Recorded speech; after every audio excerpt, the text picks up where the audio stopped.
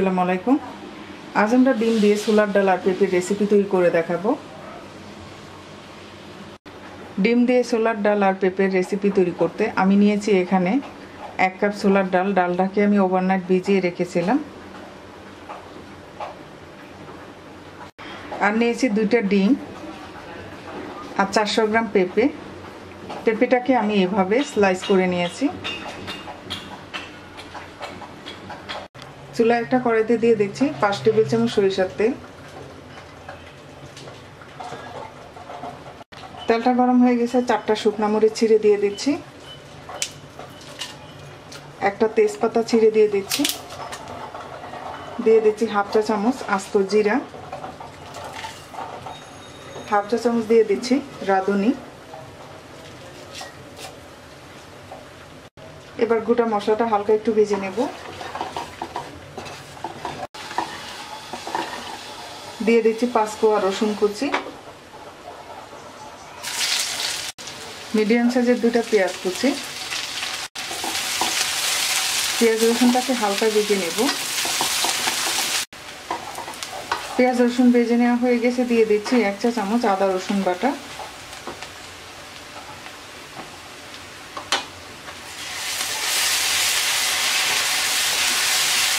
দিয়ে দিচ্ছি অল্প একটু পানি।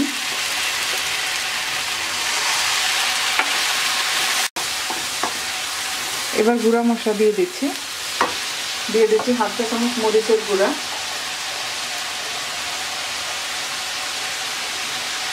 হাফ চা চামচ হলুদের গুঁড়া, 1 চা চামচ দিয়ে দিচ্ছি ধনিয়ার গুঁড়া।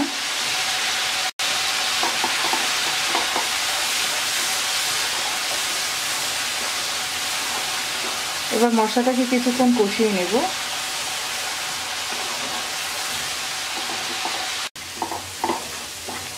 মশলা কষিয়ে নেওয়া হয়ে গেছে, দিয়ে দিচ্ছি ছোলার ডাল।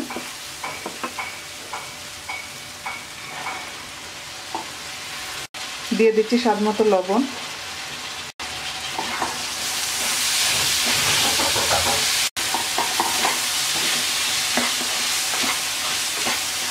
এবার অল্প একটু পানি দিয়ে 5-7 মিনিট কষিয়ে নেব।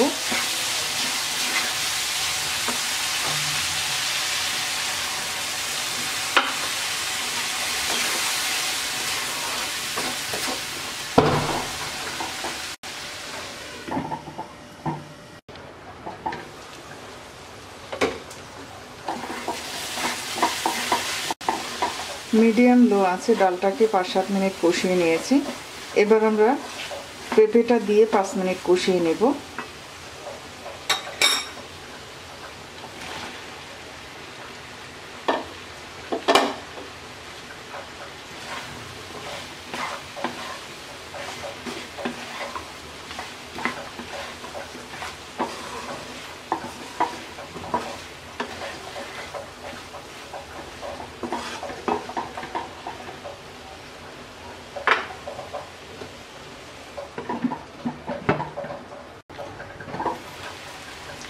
কষিয়ে নেওয়া হয়ে গেছে, এবার দিয়ে দিচ্ছি একটা টমেটো কুচি,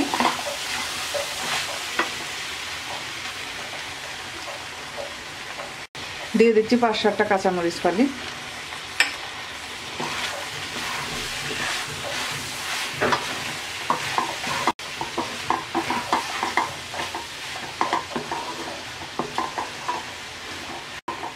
এবার 2 কাপ পানি দিয়ে ডাল আর পেঁপে সিদ্ধ হওয়া পর্যন্ত রান্না করব। দিয়ে দিচ্ছি 2 কাপ গরম পানি।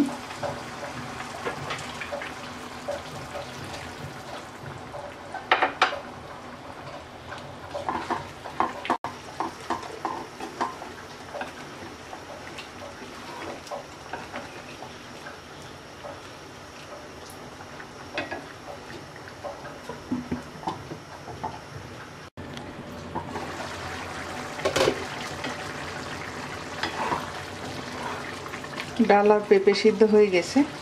এবার আমরা দিয়ে দিচ্ছি হাফ চা চামচ ভাজা জিরার গুঁড়া, হাফ চা চামচ দিয়ে দিচ্ছি গরম মশলার গুঁড়া,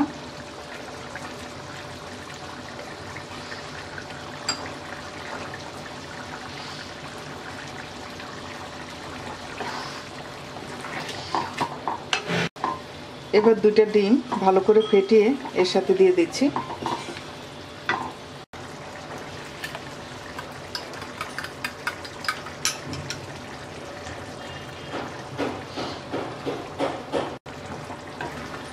এবার ভালো করে মিশিয়ে নিচ্ছি।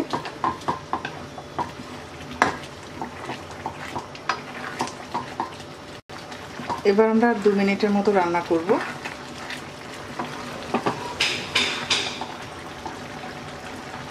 2 মিনিট পর এবার আমরা ধনেপাতা কুচি দিয়ে মিশিয়ে নামিয়ে নেব।